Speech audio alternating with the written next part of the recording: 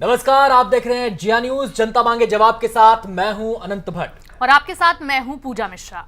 16वीं लोकसभा चुनाव के लिए आचार संहिता लागू होने से पहले केंद्रीय मंत्रिमंडल ने चुनावी तोहफों की बौछार कर दी है। कैबिनेट ने अपने अहम फैसले में केंद्रीय कर्मचारियों को महंगाई भत्ते में 10% इजाफे का तोहफा दिया है और खुश करने की कोशिश की है।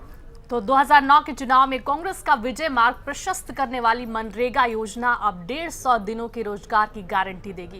कैबिनेट की आज हुई बैठक में लोकसभा चुनाव लड़ने की खर्च सीमा भी 40 लाख से बढ़ाकर 70 लाख कर दी गई। तो कुल मिलाकर यूपीए 2 की जाती हुई सरकार ने आने वाले चुनाव के लिए तोहफे बांटने की पूरी कोशिश की है, लेकिन जनता के जहन में सवाल ये है, क्या महंगाई से राहत देने के लिए सरकार के पास कोई योजना रही है या कोई योजना थी?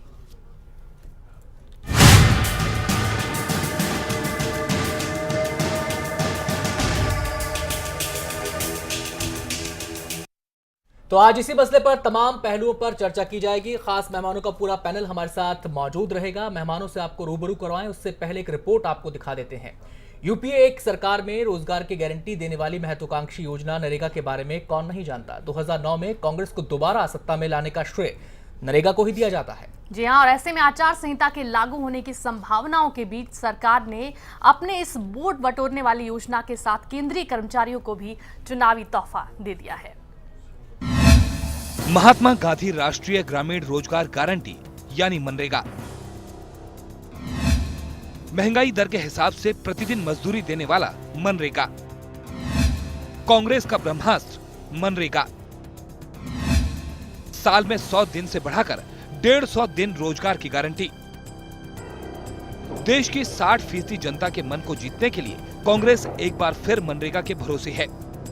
केंद्रीय कैबिनेट ने मनरेगा के तहत 100 दिन के रोजगार की गारंटी को बढ़ाकर अब 150 दिन कर दिया है। सरकार का दावा है कि इससे देश की ग्रामीण आबादी और आदिवासियों को फायदा मिलेगा।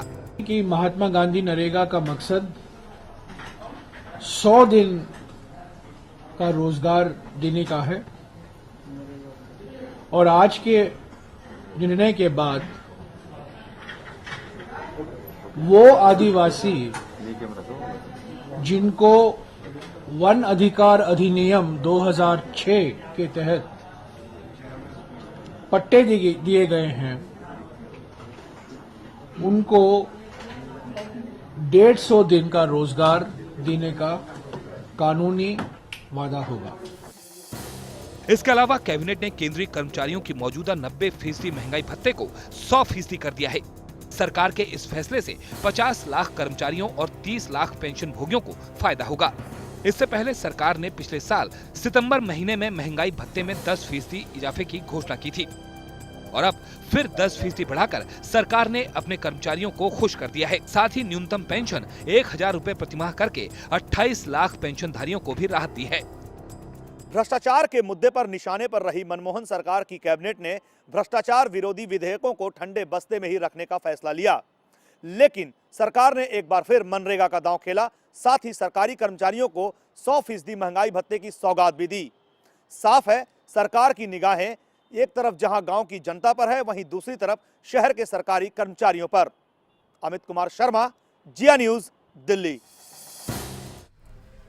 तो कैबिनेट ने तमाम फैसले लिए हैं, लेकिन इनको देखा जा रहा है चुनावी नजरिए से ही, चुनावी तोहफों की नजर से इनको देखा जा रहा है। तमाम पहलुओं पर चर्चा होगी। खास मेहमानों का पूरा पैनल हमारे साथ मौजूद है। तो सबसे पहले हम मेहमानों से परिचय आपका करवा देते हैं। इस समय हमारे साथ मौजूद हैं बीजेपी के नेता दिनेश प्रताप जी, और इनके अलावा हमारे साथ इस चर्चा में शामिल रहेंगे सीपीआई नेता डॉक्टर केहर सिंह जी भी।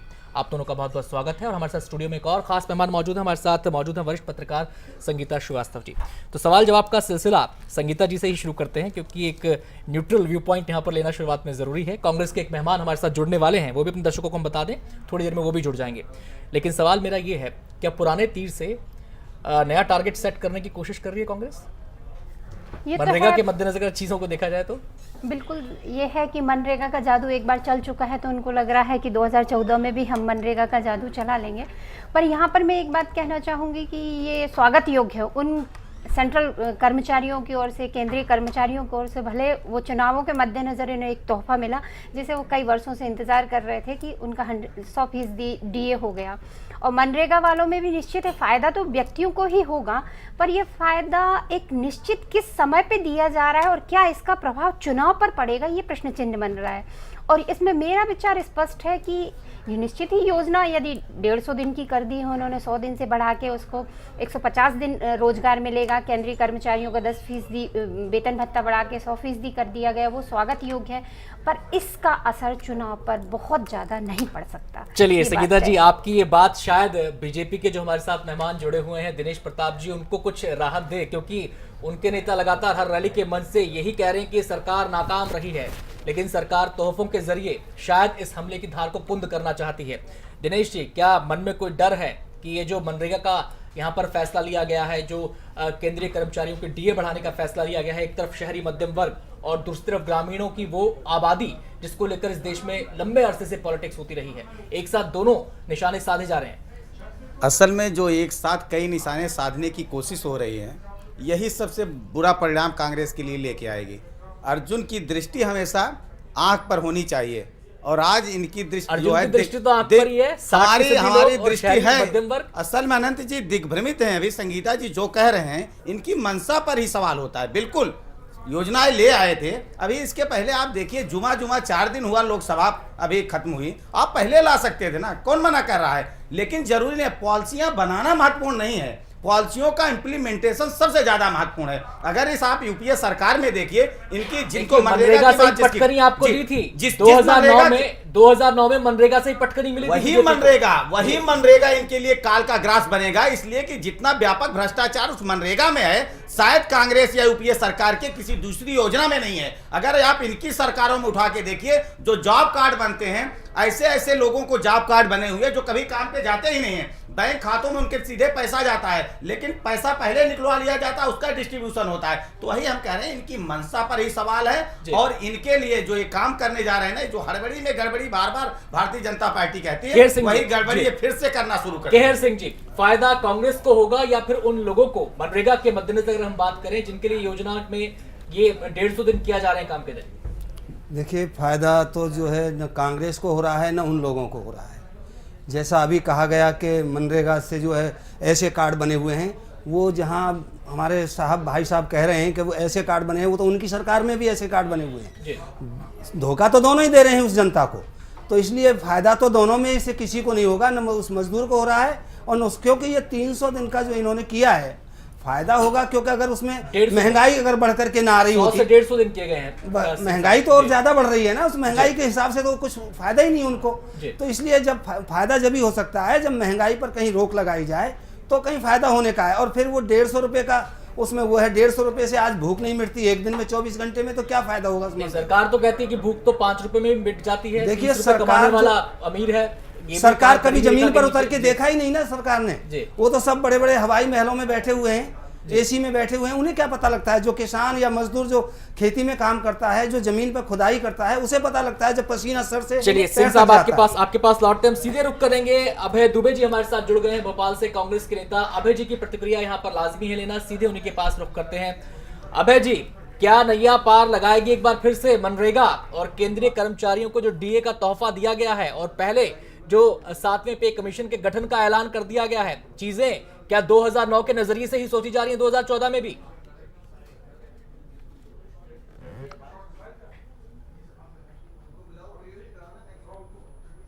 देखिए अनंत जी, मैं पहले तो क्षमा चाहता हूं सदन से कि मैं देर से आपके कार्यक्रम को ज्वाइन कर पाया, मगर मैं जितना सुन पाया हूं, जितना मैंने आत्मसात किया, उससे ऐसा प्रतीत होता है कि पूर्वाग्रह की भावना से ग्रसित होकर के विरोधी दल के लोग अपने वक्तव्यों का आकार दे रहे हैं। भारत के संविधान में कहाँ लिखा है कि सरकार अपने अंतिम के 6 महीनों में या अंतिम के 4 माह में वो निर्णय नहीं ले सकती जो भारतवर्ष को अग्रणी भूमिका प्रदान करते हैं। जहां तक मनरेगा का प्रश्न है, तो आप जाकर देखिए दूर अंचलों में, ग्रामीण क्षेत्रों में, कि किस प्रकार उनकी आजीविका का संरक्षण किया है। जहां तक बात इन्होंने कही कि उनकी मजदूरी की, तो उसके दृष्टिगत हमने जो समावेशी विकास की बात की थी, हम अगर फूड सिक्योरिटी एक्ट लेकर के आ रहे हैं, हम 67% पॉपुलेशन को हिंदुस्तान की एड्रेस करते हैं कि वो 2 और 3 रुपए में चावल और गेहूं अर्जित कर सके, वो 20 रुपए में खाने का तेल अर्जित कर सके, तो इसमें परेशानी क्या है? आप जहां तक भारतीय जनता पार्टी के साथी मित्र ने बात कही है, वे संकल्प ले कि इस भारतीय जनता पार्टी शासित राज्यों में हमने यहां प्रश्न खड़ा किया था। आपको जानकर आश्चर्य होगा कि मंत्रालय की एक फ्लोर पूरी जला दी गई जिसमें 12,000 मनरेगा की फाइल्स थी। हमारे पास उसकी फोटो प्रति पड़ी है जिसमें यह कहा गया है कि 90% झूठे मापों के आधार पर पैसा ड्रॉ किया गया है। 23% मेजर वर्क मौके पे नहीं है। यह राज्य सरकार की खुद की अपनी रिपोर्ट है जो भारतीय जनता पार्टी शासित राज्य हैं। तो भाजपा शासित राज्यों ने भीषणतम भ्रष्टाचार किया मनरेगा में, इसमें संदेह नहीं है, मगर फिर भी किसी हद तक अंतिम पंक्ति में खड़े हुए आदमी को उस योजना से लाभ मिला है। जहां तक केंद्रीय कर्मचारियों का प्रश्न है या विभिन्न आज की डेट में अगर बात करें अभय जी, मनरेगा लूट की योजना बन चुकी है, महत्वाकांक्षी योजना थी केंद्र सरकार की है, लेकिन अगर आज की डेट में बात करें तो ये लूट की महायोजना बन चुकी है और इससे आप भी अच्छी तरह वाकिफ होंगे।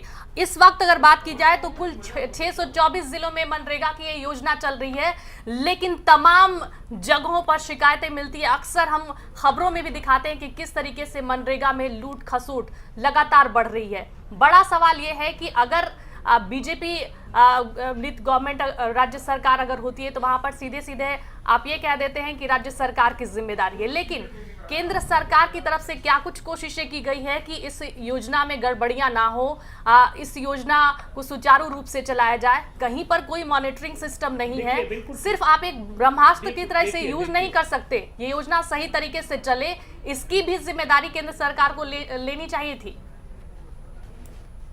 बिल्कुल, देखिए ये प्रेरोगेटिव राज्य सरकार का है। मैं फिर बताना चाहता हूं कि जो फेडरल स्ट्रक्चर है, इनमें राज्य सरकारों की जिम्मेवारी है कार्रवाई करने की। केंद्र सरकार सिर्फ दिशा निर्देश दे सकती है जो प्रत्येक राज्य सरकारों को दिए हैं, चाहे वो कांग्रेस शासित राज्य सरकारें हो क्या या आप पूरी गंभीरता से ये बात कह सकते हैं? क्या ये बात आप मुतमईन तौर पर कह सकते हैं कि कांग्रेस शासित राज्यों में मनरेगा में भ्रष्टाचार नहीं हुआ? सवाल यहां पर इसकी सरकार या उसकी सरकार का नहीं है, सवाल यहां पर यह है कि क्या इस योजना की जो खामियां थी उनसे लड़ने का कोई रोड मैप सरकारों के पास था? उसमें आपकी भी सरकारें हैं, उसमें बीजेपी की भी सरकारें हैं, और अगर कम्युनिकेशन गैप था तो फिर ये कमजोरी नहीं है क्या? और फिर उसी योजना में आप 50 दिन का काम और बढ़ा देते हैं, तो इस बात की क्या गारंटी है कि लोगों को उसका फायदा मिलेगा? क्या ये गारंटी सुनिश्चित करना सरकारों की जिम्मेदारी नहीं है? क्या आपको नहीं लगता कि तात्कालिक तौर पर गुडी गुडी दिखाकर आप केवल उसका फायदा, एक सियासी फायदा लेने की फिराक में ज्यादा है? अनंत जी देखिए,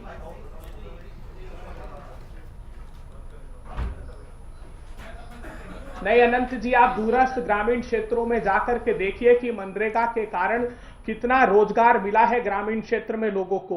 क्योंकि हमारे पास लगातार किसान भाई जो आते हैं वो ये शिकायत लेके आते हैं कि मनरेगा की वजह से हमको खेतों में काम अगर आपको ऐसा करने के लिए लगता है तो आज तो की डेट में गरीबी खत्म हो जानी चाहिए थी, जो पलायन था वो रुक जाना चाहिए था। इस मनरेगा का जब गठन किया गया था, इस योजना की जब बुनियाद रखी गई थी तो यही बात कही गई थी कि गरीबों का पलायन नहीं होगा, गरीब अपने गांव में रहकर ही काम करेगा। आज की डेट में 15 दिन के लिए भी काम लोगों को बहुत मुश्किल से मिल पा रहा है, जॉब कार्ड तक उन्हें नहीं मिल पाता है। इस तरह की दिक्कतें लोगों के सामने आती है।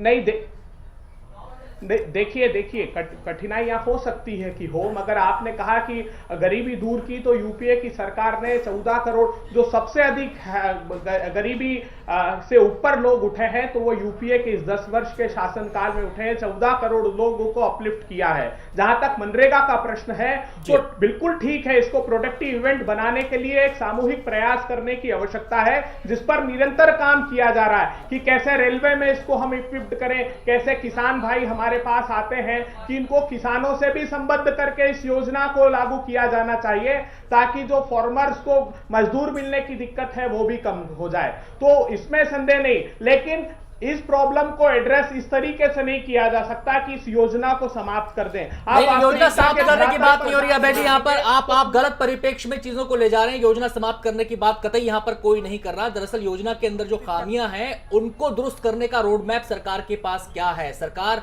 घोषणा कर रही है, सरकार योजना का फैलाव कर रही है, लेकिन उस खामियों को दूर करने का रोड मैप क्या है, इस पर हम चर्चा कर रहे हैं। जो कैबिनेट के फैसले लिए गए उसके अंतर्गत, उसके मद्देनजर संगीता जी का मैं यहाँ पे रुख करना चाहूंगा। लौटूंगा अभय जी आपके पास, लौटूंगा संगीता जी का रुख करूंगा मैं यहाँ पर। संगीता जी, सरकार ने फैसला ले लिया कैबिनेट के अंदर कि केंद्रीय कर्मचारियों को महंगाई भत्ते में इजाफा कर दिया, मनरेगा के तहत काम के दिन बढ़ा दिए गए, लेकिन सवाल ये है जो इस देश की जनता को सबसे ज्यादा परेशान करने वाले मुद्दे हैं, चाहे वो भ्रष्टाचार का हो, चाहे वो महंगाई का हो, क्या ये तात्कालिक फैसले लेकर क्या इससे ये एक सवाल यहाँ पर खड़ा नहीं होता कि सरकार के पास दरअसल एक बड़े कैनवस पर इन समस्याओं से निपटने का कोई रोड मैप है भी या नहीं है?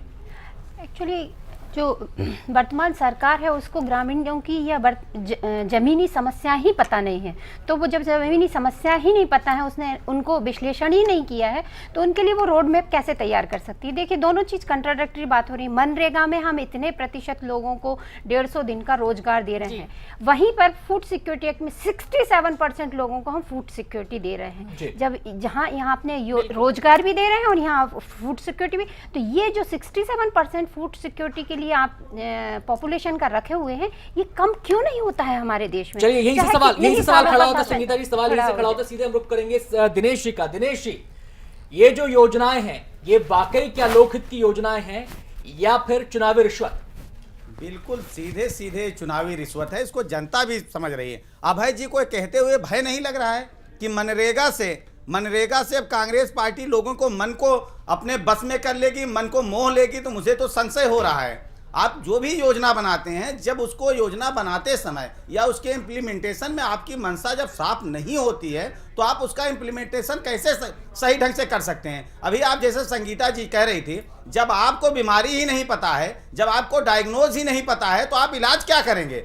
और आज उसको डायग्नोज करने की कोशिश भी कांग्रेस पार्टी नहीं कर रही है, क्योंकि एक भ्रष्टाचारी सरकार अपने भ्रष्टाचार को कैसे समाप्त कर सकती है? जो आकंठ भ्रष्टाचार में डूबी हुई है, जितनी भी योजनाएं हैं, ए से लेकर जेड तक, जितने अल्फाबेट की नंबर्स पढ़ते हैं, सब पर तो आपने भ्रष्टाचार कर दिया है। चाहे आदर्श घोटाला हो, 2G हो, 3G हो, मामा जी हो, जीजा जी हो, किसी घोटाले में आपने बख्शा है। इसलिए आपकी नियत पर संदेह होता है। आपसे हमारा सवाल है कि जो अभय जी तर्क दे रहे थे कि लोगों की भलाई के लिए सरकार ने ये फैसले लिए हैं, चलिए कुछ हद तक लोगों का भला इससे मान लिया जाएगा, लेकिन क्या वाकई आपको एक दूरदृष्टि नजर आती है इस सरकार के पूरे कार्यकाल को हम देखें? अनंत जी कैसे आए? केवल एक या दो योजनाओं की बात नहीं हो रही, इससे पहले कैश सब्सिडी, फिर फूड सिक्योरिटी, उसके बाद पेंशन में इजाफा कर देना, अब ये मनरेगा के तहत काम के दिन बढ़ा देना, लेकिन क्या कोई दूरदृष्टि नजर आती है आपको? देखिए, कैश सब्सिडी से भी जनता को कोई लाभ नहीं हो रहा है, और फूड सिक्योरिटी का जो इन्होंने सवाल किया है वो 5 किलो अनाज देने की बात की है। एक आदमी जो किसान या मजदूर है, मजदूर एक दिन में 250-300 ग्राम आटा खाता है, न कि वो रोटियां बताएं, आटा, और उसके साथ सब्जी वगैरह भी चाहिए।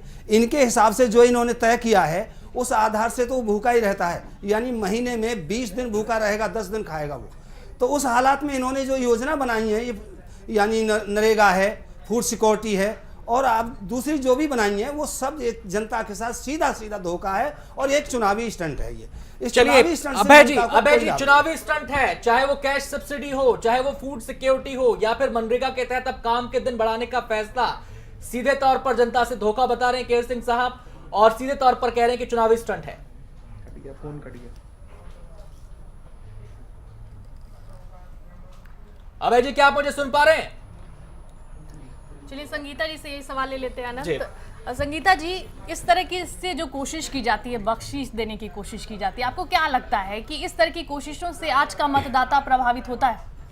अभी तक होता आ रहा है, था कहीं किसी हद तक मनरेगा या गरीबी हटाओ योजना या ये योजनाओं से कुछ हद तक कांग्रेस को विजय मिली है, और जो कभी कभी हमारे पुराने अनुभव ही हमें आगे की जीत में रोड़ा बन जाते हैं। और ये जो कांग्रेस अपना पुराना अनुभव लेकर, चूंकि सारे पुराने लोग बैठे हुए हैं, खाए पिए सब सीखे सिखाए बैठे हैं, वो उसी पद्धति पर आगे बढ़ रहे हैं, वो जो वोटर है या जो नागरिक है उसकी कैसे सोच बदल रही है, कैसे वो जागरूक हो रहा है अपने अधिकारों के प्रति, उसकी डिजायर बढ़ रही है, किस स्तर पर डिजायर जा रही है, इन सब से वो अभी जमीनी स्तर पर रूबरू नहीं हो पा रहे हैं।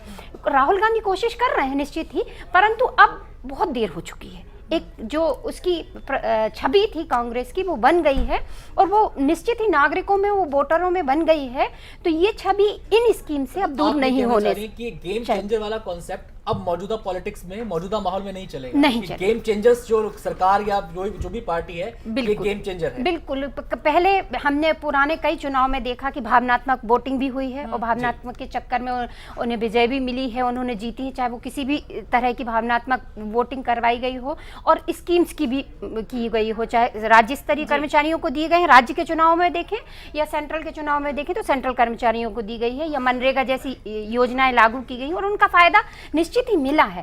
पर अभी जो राज्य के चुनाव देखे गए हैं और जो वोटरों के हैं, उनकी इच्छाएं कई दिशाओं में बढ़ गई हैं। आप किसी एक तरह से एक ही वोटर के समूह को लेके कि हमने इसको वो कर दिया और उसको आगे नहीं बढ़ पाएंगे। कुछ हद तक यदि शायद कोई, अब तो ओपिनियन पोल पे बैन हो गया है, यदि ऐसे कोई स्कीम्स के तहत वोटिंग हो रही है और इसका कोई सर्वे या रिसर्च की जाए तो ये क्लियर कट पता चल जाएगा कि इन स्कीमों का प्रभाव। चलिए सीधे रुक करते हैं अभय जी का। अभय जी हमारे साथ जुड़ चुके हैं। अभय जी, जो सवाल यहाँ पर ये उठ रहा है कि ये जो जितनी भी योजनाएं हैं, चाहे वो अब मनरेगा के तहत काम के दिन बढ़ाने का फैसला हो, उससे पहले कैश सब्सिडी की बात हो या फिर फूड सिक्योरिटी की बात हो, इन्हें चुनावी स्टंट के नजरिए से देखा जा रहा है, तौला जा रहा है। सवाल ये उठता है कि जो खामियां रहीं, चाहे इन योजनाओं से जुड़ी हुई खामियां हो, उनको दुरुस्त करने में सरकार ने क्या वाकई गंभीरता से पहल की? अगर गंभीरता से पहल की होती तो शायद इन योजनाओं को लेकर एक सकारात्मक माहौल होता। और अगर हम कैश सब्सिडी की बात करें तो विधानसभा चुनाव से ऐन पहले इस योजना को लागू किया गया। हमने राजस्थान में देखा कि राजस्थान के अंदर मुफ्त दवाओं की योजना शुरू की गई, लेकिन राजस्थान में आपको हार देखने को मिली। क्या आपको नहीं लगता कि वोटर का माइंडसेट बदल गया है और उस बदले माइंडसेट को भांपने में या फिर उसको आंकने में, जांचने में कहीं कोई कमी हो रही है आपकी पार्टी के स्तर पर?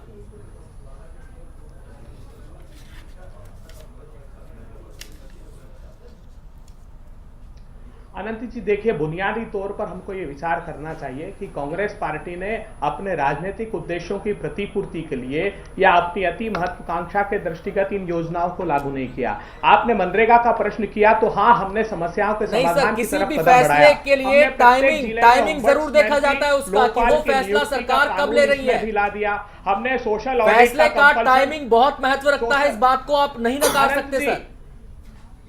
अनंत जी, आप ये देखिए,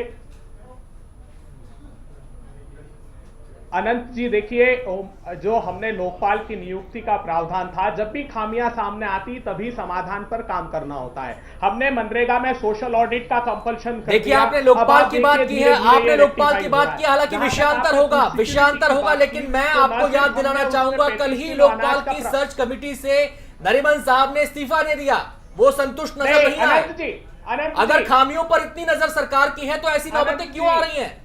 ऐसी नौबतें क्यों आ रही हैं बार बार? अनंत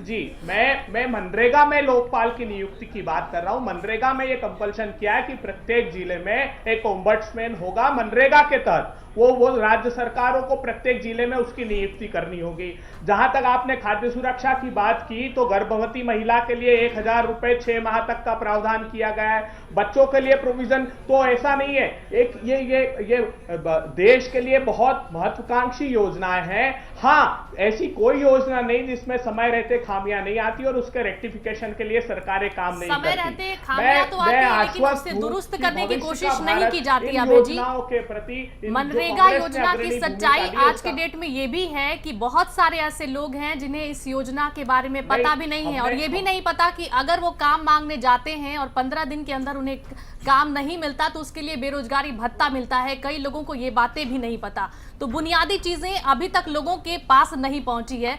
इसके पीछे आप क्या वजह गिनाएंगे?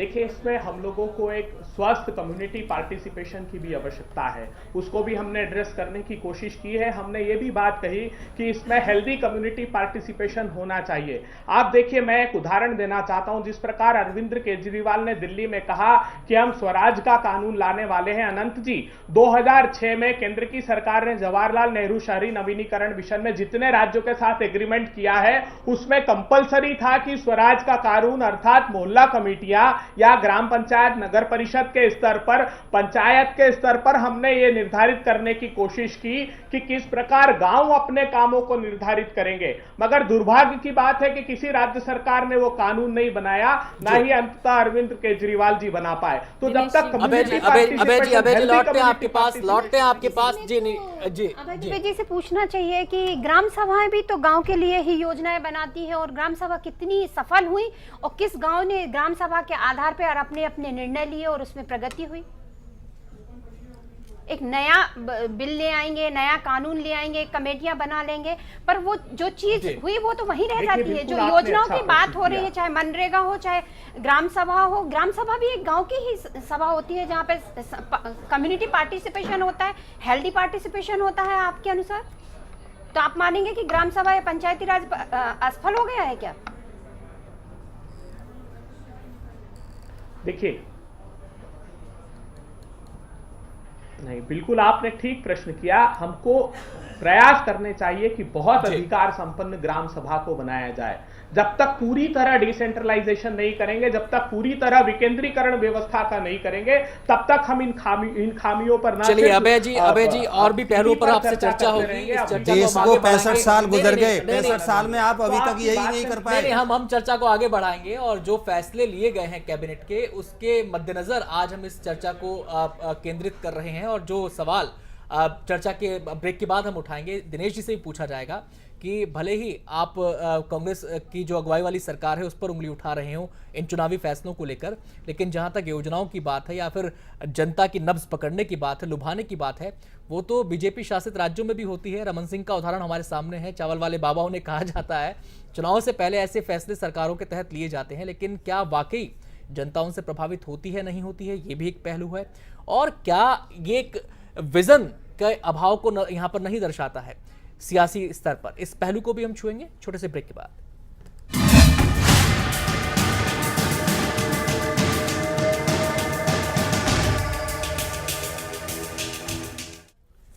ब्रेक के बाद एक बार फिर से आपका स्वागत है जनता मांगे जवाब में। आज हम जवाब लगातार इस बात के लिए मांग रहे हैं लोगों से भी, और साथ ही साथ हमारे साथ जो मेहमान जुड़े हुए हैं कि जो कोशिशें सरकार की तरफ से की गई हैं, चुनाव आचार संहिता कुछ ही दिनों में लागू होनी है, उसके पहले जो लोक लुभान फैसले किए गए खासतौर पर ग्रामीण मतदाताओं को और शहरी मतदाताओं को लुभाने के लिए, इसका क्या इम्पैक्ट पड़ेगा, हम इस पर लगातार चर्चा करेंगे। लेकिन इस बीच अनंत ये भी जान लेते हैं कि जनता क्या सोचती है, जनता के जहन में किस तरह के सवाल है। जी, फैसले जनता के लिए ही लिए गए हैं और जनता इन फैसलों को लेकर कितना प्रभावित होती है, नहीं होती है, या फिर उसके जहन में अब भी सवाल उठते हैं, देख लेते हैं जरा। क्या सरकारी कर्मचारी ही महंगाई से जूझ रहे हैं? प्राइवेट सेक्टर वाले को महंगाई में राहत क्यों नहीं? केंद्रीय सरकार ने चुनावी खर्च को 40 लाख से 70 लाख क्यों कर दिया? ये सरकार का बहुत ही ऑर्डिनरी एफर्ट है। इससे मतलब सरकारी लोगों को तो काफी अच्छी सहूलियत मिलेगी, मगर जो अदर पर्सन है, जैसे कि व्यवसाय जुड़े हुए किसान या फिर अदर जो लोग जुड़े हैं, उनके लिए बहुत ही खराब डिसीजन है। जो मतलब सरकारी सेवक है उनको तो लाभ का फायदा मिलेगा, लेकिन हम लोग के देश में अभी भी लोग कृषि पर है और बेरोजगार है, तो उनके लिए क्या सरकार कर रही है, उनके लिए कहीं से कुछ पता ही नहीं चलता है कि वो क्या करने वाली है। जो केंद्रीय सरकार ने, जो गवर्नमेंट सरकार है, उसके लिए जो महंगाई भत्ता दिया है, लेकिन आम कर्मचारी को क्या दिया है? जो नॉर्मल कंपनी में जो काम करते, क्या आम कर्मचारी जो काम करते? मुझे लग रहा है कि महंगाई के लिए सरकार कुछ नहीं कर रही है। किसान वर्ग के हों या फिर गांव के गरीब लोग हों, प्रत्येक वर्ग के लोग इस महंगाई से त्रस्त हैं और इस महंगाई पे काबू अभी तक कोई भी सरकार किसी भी प्रकार से नहीं कर पाई है। सरकारी कर्मचारी को तो वो बहुत तरह की सुविधा दे रही हैं, लेकिन इन सुविधाओं से गांव के जो लोग हैं वो बहुत वंचित हैं। सीधे हम रुख करेंगे अभय जी का। अभय जी, जनता की बातें आपने सुनी, सवाल यहाँ पर ये खड़ा हो रहा है कि जो केंद्रीय कैबिनेट ने आज फैसले लिए हैं, क्या उन फैसलों से ये विश्वास जनता को मिलता है कि सरकार की निगाह में सब एक हैं? क्या एक पैरिटी नजर आती है सरकार के फैसलों में, या केवल इन फैसलों में वोट बैंक की पॉलिटिक्स ज्यादा है? सवाल ये भी कुछ लोगों ने उठाया कि जो चुनाव का खर्च है उसकी सीमा 40 लाख से बढ़ाकर 70 लाख क्यों की गई?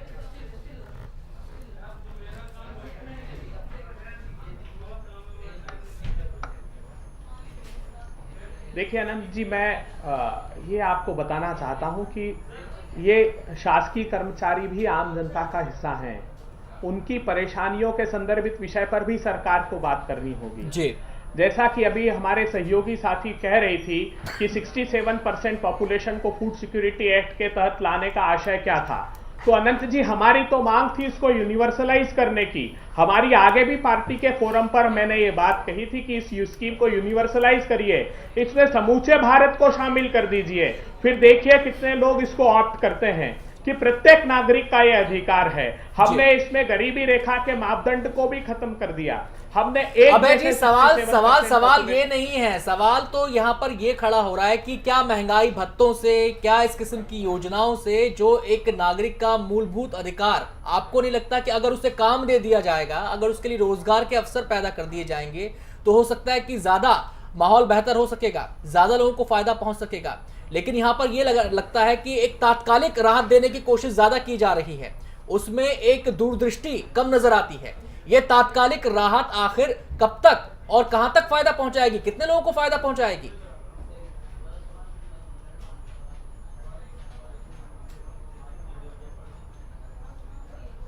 अनंत जी देखिए, तात्कालिक लाभ का प्रश्न नहीं है। आप यूपीए की सरकार का अगर समूचा कार्यकाल देखेंगे तो चाहे इंफ्रास्ट्रक्चर डेवलपमेंट के इश्यूज को एड्रेस करने की बात हो, आप ये देखिए कि चाहे नेशनल हाईवे हो, चाहे रूरल रोड्स हो, 3 लाख किलोमीटर के स्पान का हमने ग्रामीण क्षेत्रों की सड़कों का इजाफा कर दिया। हमने डेडिकेटेड फ्रेट कॉरिडोर की बात की है, जो मुंबई दिल्ली फ्रेट कॉरिडोर है, 3 कॉरिडोर। जी आप सवाल का जवाब नहीं दे रहे हैं, आप योजनाएं गिना रहे हैं, आप योजनाएं गिना रहे हैं और आप सवाल का जवाब नहीं दे रहे हैं। चलिए आपके पास लौटेंगे। खैर यहाँ पर एक जो अहम सवाल है जो तमाम सियासी पार्टियों से जुड़ा है, उस पर भी हम जरा राय मशवरा कर लेते हैं, उनकी भी प्रतिक्रिया ले लेते हैं। दिनेश जी, 40 लाख से 70 लाख कर दी गई है चुनाव खर्च की सीमा बढ़ाकर इस कैबिनेट के फैसले के तहत। सवाल ये उठता है कि एक तरफ ये लगातार मांग उठती रही है कि राजनीतिक सुधारों की दिशा में कि धन बल का प्रयोग कम हो, पैसे की कम से कम इसमें इस्तेमाल किया जाए। क्या आप इत्तेफाक रखते हैं कि ये सही फैसला है? अनंत जी, असल में सबसे बड़ी दिक्कत आज जो यूपीए सरकार के साथ हो यही है, किसी भी मामले में वो किसी से राय मशविरा नहीं करती है। चुनाव जो है सिर्फ कांग्रेस पार्टी को फैसले के साथ हैं। मेरी बात आनंद से मेरी बात पूरी हो जाए। देखिए कैबिनेट पॉलिटिकल पार्टी से डिसीजन लिया, लेकिन कैबिनेट डिसीजन के पहले ऑल पार्टी मीटिंग बुला सकती थी, क्योंकि सारी पार्टियां चुनाव में जाती हैं। अभी आप जिस फूड सिक्योरिटी की बात कर रहे हैं, आप सर मेरा सीधा सवाल है, 40 लाख से 70 लाख करना क्या ठीक है? क्या हम ये कह रहे हैं कि जब उस पर राय ही नहीं ली गई तो अब कुछ कहने से क्या, हम कह रहे हैं ऑल पार्टी मीटिंग बुलाते, ये बड़ी अजीब बात है अनंत जी। इसमें तो फिर ये है कि आप इस सवाल से बच रहे हैं। विपक्ष से कोई इसमें तो फिर सवाल ये उठेगा कि आप इस सवाल से बच रहे हैं, क्योंकि ये पॉलिटिक्स का मैटर आ जाता है। बिल्कुल नहीं बच रहा जी, मैं यही कह रहा हूं ना कि आपने या तो साथ है या फिर नहीं है, आप या तो साथ है या फिर नहीं है। पूछिए कि क्या आपने विपक्ष से एक बार इस पे चर्चा की, और दूसरा जिस फूड सिक्योरिटी की बात कर रहे हैं आप सवाल का जवाब घुमा फिरा कर दे रहे हैं। सीधे सीधे जवाब। केहर सिंह जी क्या आप पक्ष में है? क्या आप पक्ष में है 40 से 70 लाख करना? क्या आप पक्ष में? एक तरफ मांग ये उठती है कि पैसे का कम से कम प्रयोग चुनाव में हो, क्योंकि पैसे को बड़ी वजह बताया जाता है सियासत में भ्रष्टाचार की जननी इसको कहा जाता है कि जितना पैसे का दखल होगा उतना भ्रष्टाचार बढ़ेगा। केहर सिंह जी, क्या आप इसके पक्ष में या नहीं है? हम इसके पक्ष में नहीं है, हम बिल्कुल इसके पक्ष में नहीं है। भारतीय कम्युनिस्ट पार्टी और वामपंथियों का ये नजरिया रहा है कि पैसे कम से कम खर्च चुनाव पर किए जाएं, और जब तक पैसा कम खर्च नहीं होगा तब तक भ्रष्टाचार खत्म नहीं होगा। क्योंकि चुनाव में जितना भ्रष्टाचार, जिस तरीके से पैसा बहाया जाता है, उस तरीके से जो अच्छे प्रगतिशील लोग, जो पार्टी के जो लोग हैं, वो निकल करके नहीं आते, क्योंकि उनके पास पैसा होता ही नहीं, उनके पास केवल नीतियां और उनके विचार होते हैं। इस वजह से वो जो है जनता में अपना प्रभुत्व नहीं जमा पाते, और ये पैसे के बल पर जमाते। देखिए केहर सिंह जी भी कैबिनेट की बैठक, ये कह रहा हूं, ऑल पार्टी मीटिंग में केहर सिंह जी भी नहीं गए। इन्होंने नहीं कहा कि ऑल पार्टी मीटिंग की जाती, तुम अपना विचार व्यक्त करें। आप पूरी बात मुझे कहने नहीं देते हैं, एक परसेप्शन की बात है। मैं ये कह रहा हूं, एक चर्चा ये भी चल रही थी कि चुनाव आयोग इस खर्च को क्या, आप मेरी बात पूरी कहां होने देते हैं? एक चर्चा ये भी चल रही थी कि चुनाव आयोग इस खर्चों के क्यों नहीं उठा लेती है। जब ऑल पार्टी मीटिंग होती और उसमें कोई एक राय मशविरा बनता तब आप किसी निर्णय पे पहुंचते। और दूसरी चीज, जिस फूड सिक्योरिटी की बातें कर रहे हैं उसमें कहीं से फूड सिक्योरिटी नजर नहीं आती, उसमें सिर्फ वोट सिक्योरिटी की बात हो रही। और जाके पैर न फटे बेवाई सो कहा जाने पीर पराई, जिस राहुल गांधी की बात, सोनिया गांधी की बात ये कर रहे हैं, वो आम आदमी की बात क्या समझ सकते हैं? आम आदमी की पीड़ा क्या समझ? मैं गांव का हूं, मैं जानता हूं। और जिस अभी पंचायती राज की व्यवस्था कर रहे थे, जो आप सवाल खड़ा कर रहे थे छत्तीसगढ़ और मध्य प्रदेश में, आप उसके पीडीएफ सिस्टम को उठा के देखिए, पूरा विश्व उसकी सराहना कर रहा है। जरा कुछ सीखते भारतीय जनता पार्टी सरकारों से, सिर्फ अंगुली उठा देना काफी नहीं है। जो आप सीखने की जरूरत है उसको कांग्रेस पार्टी को सीखना चाहिए। भारतीय जनता पार्टी, मैं तो चुनौती देता हूं कि भारतीय जनता पार्टी शासित प्रदेशों से तुलना कीजिए। हमारी जो चावल वाले बाबा की स्कीम थी आज कितनी सफल हुई, हर घर को रोटी मिलनी शुरू हुई। इनको पता है नमक रोटी कैसे खाई जाती है राहुल गांधी को? मुझे पता है। जहाँ चावल दाल रोटी का सवाल है, वहाँ पर आज भी जो है एक धोती में महिलाएं रहती हैं,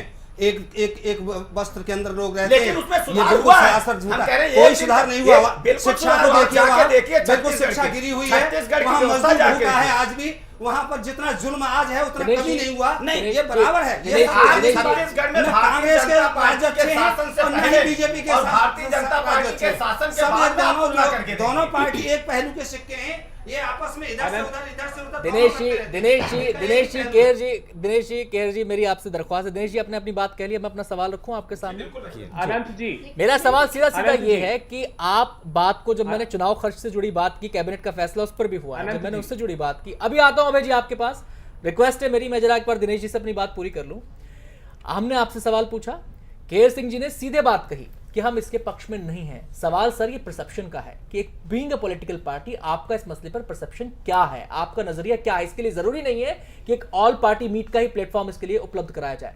क्या आप यहां पर यह सवाल नहीं उठेगा कि जो मोदी की रैलियों को लेकर लगातार सवाल उठ रहे हैं, ये मसला वहां तक जाता है, इसलिए आप सीधा जवाब देने से बच रहे हैं? नहीं, कहीं नहीं जाता है। हम कहीं सवाल से जवाब देने से नहीं बच रहे हैं। हम ये कह रहे हैं एक फोरम होता है, उस फोरम पर आप बुलाते हैं, हम आज कहां भाग रहे हैं? आज भी आप बुलाइए, उसमें आप चर्चा कीजिए, जो तय हो उसको आप लागू कीजिए। आप अभी नरीमन की बात आई, नरीमन ने सिर्फ इस्तीफा नहीं दिया लोकपाल की। अभी बात कर रहे थे अभय जी कि हर गांव पंचायत पे लोकपाल नियुक्त कर दिया जाए। एक लोकपाल तो आप नियुक्ति ही नहीं कर पा रहे हैं। नरीमन ने सिर्फ इस्तीफा नहीं दिया, अगर इस्तीफा दे देते तो बात बनती। उन्होंने नियुक्ति प्रक्रिया पर अंगुली उठाई है, और वो नरीमन जिसके ऊपर कोई अंगुली नहीं उठा सकता है, आप उसको कार्मिक विभाग उसको जो है उसके लिए दिनेश जी बहुत आदर के साथ और बहुत नरमी के साथ, या बहुत हाथ जोड़ के मैं कहना चाहूंगा कि आपने मेरे सवाल का जवाब नहीं दिया। ये परसेप्शन नहीं है, ये परसेप्शन नहीं है सर, ये परसेप्शन की बात है ही नहीं, ये नजरिए की बात है ही नहीं। आपने परसेप्शन की बात यहाँ पर की ही नहीं है, आप केवल मेरे सवाल को घुमा रहे हैं। संगीता जी मेरा सवाल ये है कि जो सरकार ने फैसला लिया, एक तरफ बात ये उठती है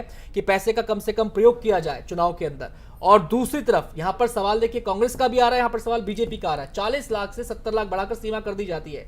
हालांकि 40 लाख भी जब सीमा थी, खर्च उससे कहीं ज्यादा होता था। अब 70 लाख का बैरोमीटर अगर सरकार स्थापित करती है तो इसमें भी खर्च की और ज्यादा सीमा बढ़ जाएगी। सवाल यह है कि क्या यह फैसला सही था या गलत है? जिस पार्टी ने निर्णय लिया है वो भी 70 लाख के बजट के अंदर अपना चुनाव नहीं लड़ सकती, और जो पार्टी मान रही है या नहीं मान रही है कि सर्वदलीय बैठक क्यों नहीं बुलाई, उस पर निर्णय लिया, वो भी नहीं मान रही।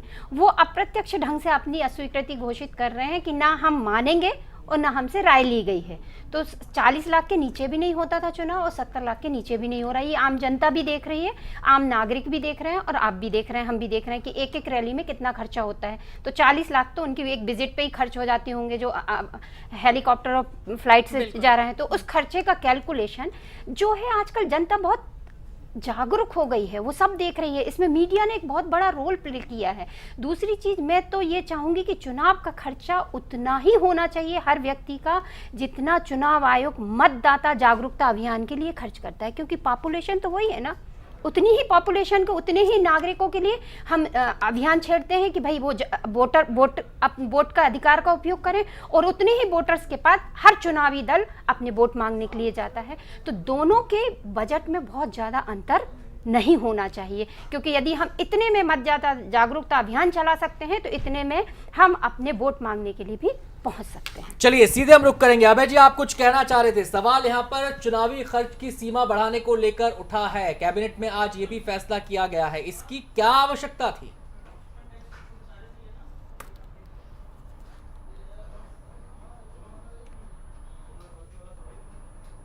देखिए अनंत जी, पहले तो आपने बिल्कुल ठीक कहा जो भारतीय जनता पार्टी के साथी मित्र ने कहा।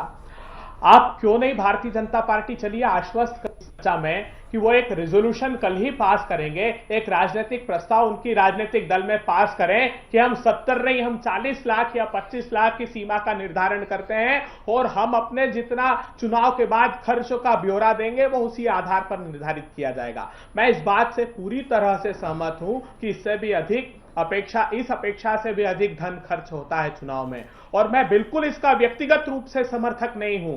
इसको न्यूनतम किया जाना चाहिए और समय रहते इसको न्यूनतम किया जाना चाहिए। ये अजीब परंपरा नहीं है अभय जी, अजीब परंपरा नहीं है कि पार्टी कुछ फैसला लेती है, पार्टी की अगुवाई वाली सरकार कुछ फैसला लेती है, नेता कहते हैं कि मैं व्यक्तिगत रूप से सहमत नहीं। अभय जी, मैं कह रहा हूं अपने साथी से कि क्यों नहीं इसको आप चुनाव आयोग के ऊपर छोड़ दिए। ये मांग तो सबसे अच्छी थी ना। आपको किसने कहा 40 से 70? कहां से आपने पैमाना तय किया? ये होना चाहिए, ये तो आप कोई जवाब दीजिए। 40 से 60 हो सकता है, 40 से 90 हो सकता है, 40 से 70 आपने कैसे तय किया? ये कहां से आपके पास ऐसी कौन सा स्केल आया कि 40 से आपको 70 कर देना चाहिए? देखिए कोई अभय जी आपके पास जवाब नहीं है। हकीकत यही है कि आप हर काम जवाब उनके पास है, आपकी आवाज थोड़ी देर से पहुंच रही है। जवाब तो है, बताएं, जवाब है तो बताएं ना। देखिए जी एक बताएं। देखिए मेरा निवेदन, मेरा जवाब आप देने का कष्ट ना करें। मैं अपना जवाब देने के लिए सामर्थ्यवान हूं। कैबिनेट ने जो निर्णय लिया है वो किसी अध्ययन के आधार पर ही लिया है, ये बताना चाहता हूं। प्रैक्टिकल एस्पेक्ट ये है, चाहे आपका राजनीतिक दल हो, जो अभी आपने व्याख्या की आपके राजनीतिक दल की, मैं बताना चाहता हूं कि चलिए किसी आप निष्पक्ष व्यक्ति को भेजकर देख लीजिए, आपका राजनीतिक दल भी तय सीमा से अधिक चुनाव में पैसा खर्च करता है। प्रामाणिक रूप से यह बात सामने आ सकती है। मेरा कहने का आशय यह है कि हमको प्रायोगिक तौर पर यह देखना चाहिए कि कितना पैसा खर्च हो रहा है। अगर उस सीमा का निर्धारण सरकार करती है तो उसमें परेशानी नहीं, न्यूनतम सीमा निर्धारित नहीं की है। अगर प्रत्याशी को लगता है, राजनीतिक दल को लगता है, तो वो ये प्रस्ताव पारित करे कि मैं 10 लाख रुपए में चुनाव लोकसभा का चुनाव 5 लाख दोनों में सहमति नजर आ रही है इस हालात में। तो सीधे देखिए बीजेपी और कांग्रेस दोनों सहमत हैं इस मामले में। मेरा ये कहना यह है, जब चुनाव का खर्चा होता है तो वोटर को लुभाने के लिए लिफाफे में पैसा जाता है, मुर्गे बांटे जाते हैं, आटे की बोरियां भेजी जाती हैं, इस तरीके से वोटर को गुमराह करके वोट लिया जाता है। आज इन्होंने वोटर को जो है विचारों से नहीं बांधा, बल्कि उसको जो है खरीद फरोख्त का सौदा बना दिया। इसलिए ये हालात देश के अंदर है।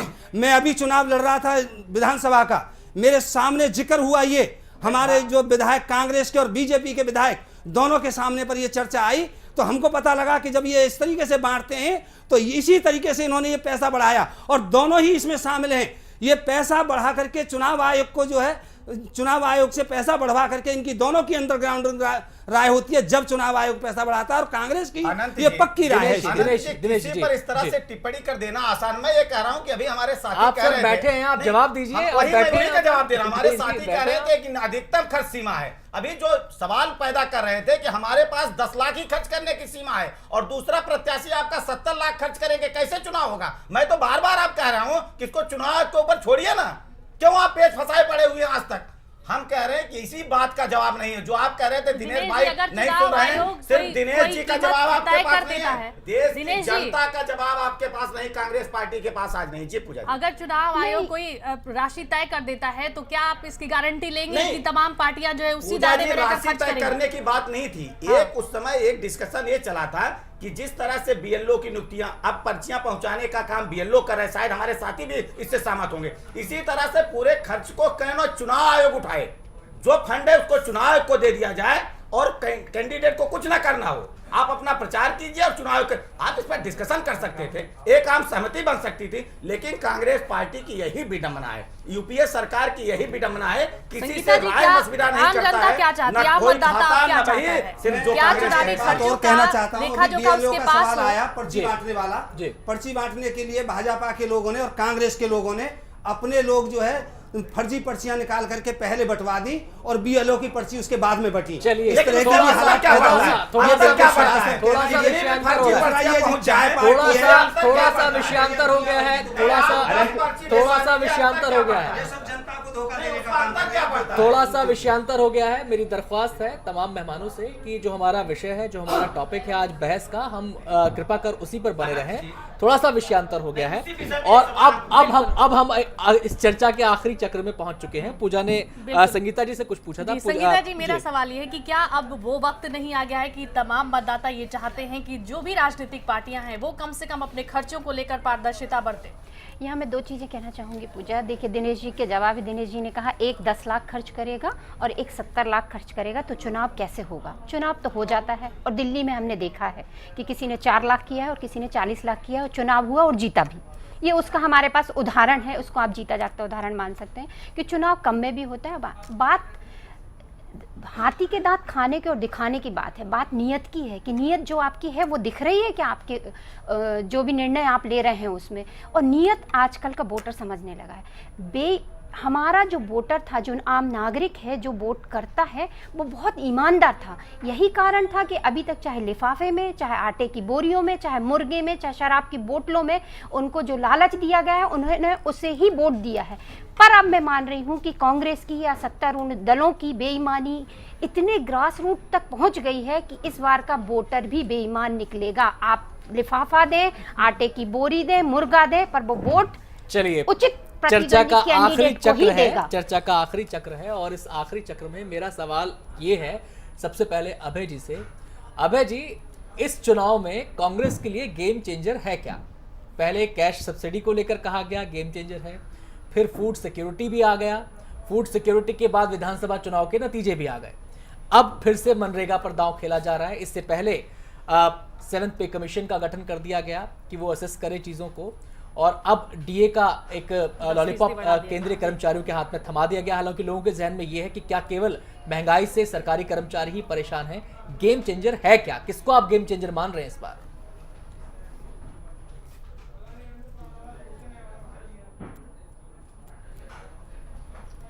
अनंत जी, देखिए, चुनाव के दृष्टिगत हमने कभी भी गेम चेंजर के विषय की बात नहीं की। हमने बुनियादी बदलाव की तरफ दृढ़ता से कदम बढ़ाने को गेम चेंजर की बात की। जब हमने कैश ट्रांसफर की बात की तो हमने वोटों के दृष्टिगत ये बात नहीं की।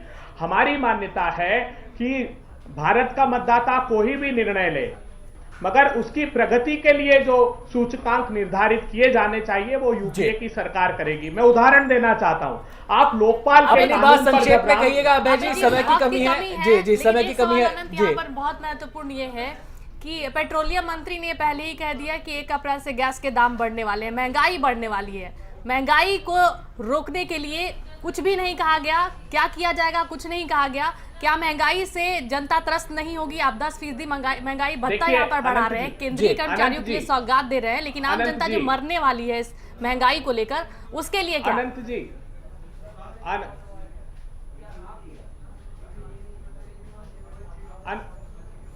अनंत जी, देखिए, मैं बताना चाहता हूं आपको, आपने जो फूड इन्फ्लेशन की बात की है, ये बुनियादी तौर पर राज्य सरकारों का बहुत बड़ा दायित्व है। 15 फरवरी 2002 को एनडीए की सरकार ने एक संशोधन कर दिया एसेंशियल कमोडिटी एक्ट में। उन्होंने कहा कितना भी आप ट्रांसपोर्टेशन करें और स्टोरेज करें। अभय जी, राहुल जी ने बोला है कांग्रेस शासित राज्यों के लिए कि एपीएमसी एक्ट में बदलाव को लेकर विचार मंथन किया जाए। लंबे समय से मांग उठती रही है इस पर, लंबे समय से इस पर मांग उठती रही है। सवाल यही उठा है सरकार पर लगातार, वक्त रहते डिसीजन क्यों नहीं हो पाए? खैर, समय की कमी है, सीधे हम रुक करेंगे दिनेश जी का। दिनेश जी,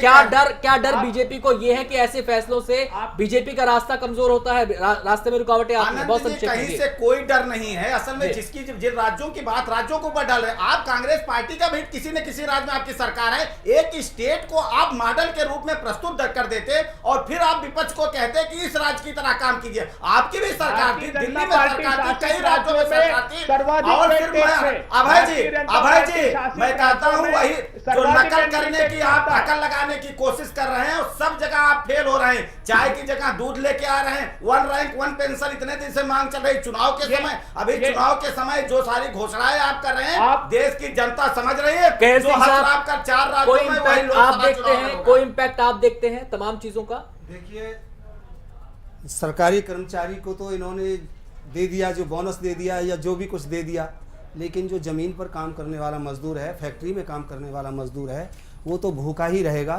उसकी कम से कम इतना तो होता है कि आज उसे 8,000 रुपये मिलता है, वो भी पूरा नहीं मिलता। वो 8,000 की जगह पर उसे कम से कम 20,000 रुपये उसकी हो जाती। तो जो ये महंगाई की दर बढ़ रही है दिनों दिन, इस महंगाई की दर पर कहीं न कहीं वो जो थोड़ा सा इजाफा कर पाता, संगीता जी, वो अपने आपकी बच्चों को आखिरी नहीं टिप्पणी। पढ़ा पाता जी। सही तरीके से, वो अपने स्वास्थ्य को नहीं डील कर पाता सही तरीके से, वो इसी तरीके से तड़फ तड़फ करके मर जाता है। वो अच्छा भोजन नहीं कर पाता, वो सुख की नींद नहीं सो पाता। उस मजदूर के लिए इन्होंने कुछ नहीं किया है।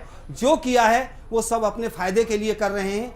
सरकारी कर्मचारी को जो दे दिया, उस सरकारी कर्मचारी को दे संगीता जी, आखिरी देने से टिप्पणी भी आपकी इन पूरे फैसलों देश को लाभ देखते नहीं हुए मिल रहा। आप इसे क्या मानती हैं? ये विजन है या फिर चुनावी सियासत पर नजर है? सीधा सीधा चुनावी सियासत है, और इस चुनावी सियासत में न बीजेपी को फायदा मिलना है और न कांग्रेस। संगीता जी, आप 15वीं लोकसभा में जो 170 या 172 बिल पास हुए, निश्चित ही कुछ जो भी बिल आए या जो निर्णय लिए गए वो स्वागत योग्य हैं और उससे नकारा नहीं जा सकता।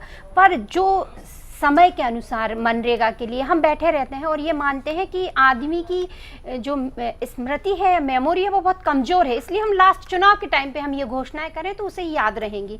परंतु मैं ये चाहती हूँ, यदि इतनी ही नीयत साफ थी तो जो बिल पास नहीं किए गए, जो सालों साल से लंबित हैं, महिला बिल का इंतजार कर रहे हैं, उसमें यूपीए गवर्नमेंट ने क्या कोशिश की? लेकिन वो जनता तक पहुंचते ही नहीं है। पास तो हो जाते हैं, जनता में तो पहुंचते ही नहीं है। अब जो है वो तो सब उसमें ऊपर ही फाइलों में दबे रह जाते हैं, जनता तक नहीं पहुंचते। ये हर घोषणाएं, चाहे वो आप चलिए, अब गेंद जनता के पाले में है। सरकार ने अपना दांव चल दिया है, विपक्ष अपने नजरिए से इसकी व्याख्या कर रहा है और पत्रकार होने के नाते हम भी इस पर चर्चा कर रहे हैं। लेकिन लोकतंत्र में गेंद हमेशा जनता के पाले में ही रहती है। अब देखना यह है कि जनता क्या फैसला करती है। जनता मांगे जवाब में आज इतना ही। तमाम मेहमानों का बहुत बहुत शुक्रिया। खबरों का सफर आगे भी बना रहेगा।